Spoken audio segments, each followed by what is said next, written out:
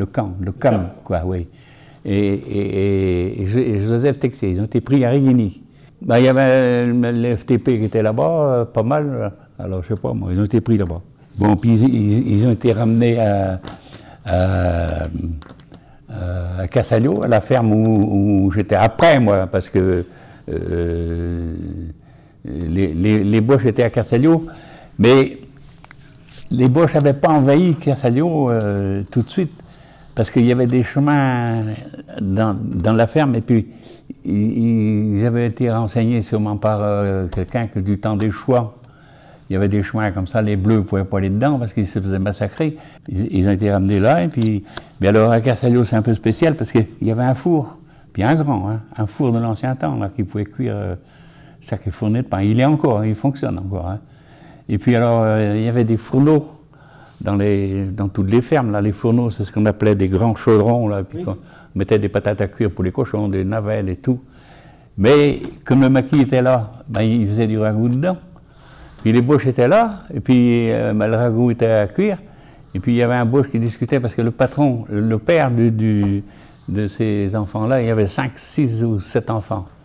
Il avait fait la guerre de 14 en Allemagne, il a été prisonnier, ou je sais pas, il parlait l'allemand, pas couramment, mais presque. Alors, il avait beaucoup discuté avec les Allemands.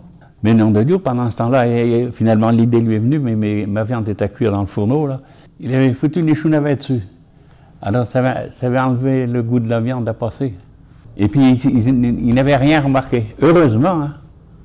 Alors, puisqu'on a fini à Cassalio, là, ils n'ont pas touché au four, ils n'ont pas touché ils n'ont rien touché. Ils auraient pu les ramasser et les fusiller. Parce que c'était pour les maquisards, hein, qui faisaient le pain et puis qui cuisaient la viande. Là. Alors ils ont été envoyés avec les sentinelles là, à un village plus en dehors de Cassalio, où il y avait déjà contre le mur, je les vois encore, hein, le patron de la ferme où ils étaient, Jean Labour, qui avait été trifouillé comme pas un, elle a été en loc, et puis la femme de l'autre à côté, tout ça. Alors le plus jeune des prisonniers, là, Joseph Texier, et puis Roger Lecamp.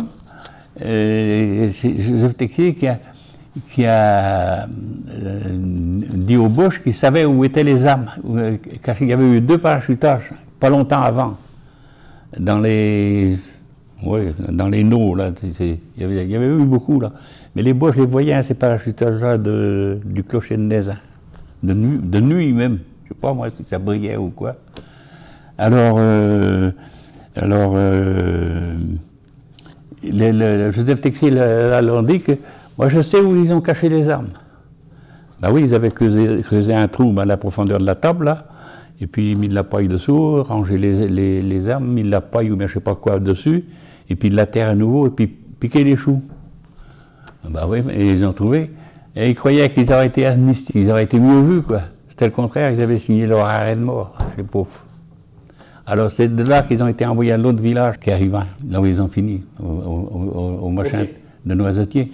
Et je les ai encore, un papa avait ramené 2, parce qu'il avait été avec sa voiture à cheval, chercher les 2 corps, et puis eux 2 dedans aussi, hein, pour les ramener à la Croix-Rouge à Mauriac. Alors c'est quand même la dame, une vieille dame du village, là, qui en allant chercher du genêt pour faire des balais, tu sais, on ramassait du genêt et puis mettait autour du manche, ça faisait des balais, il n'y a pas les balais à la mode comme maintenant, hein. Ou alors on pouvait ramasser avec des branches de bouleau aussi, ça balayait bien ça. Et qui avait trouvé les cadavres là, 6 jours après, hein. Ben, c'est ça qui explique les vers qui étaient dans la tête des martyrisés, et puis surtout que leur tête était... Pour utiliser tous les manches de Noisetier, il a bien fallu qu'ils tapent, c'était pas sur les pieds, hein. C'était sur la tête. Et après une rafale ou 2 de mitraillettes dessus, hein. Ils avaient tiré dedans. Hein.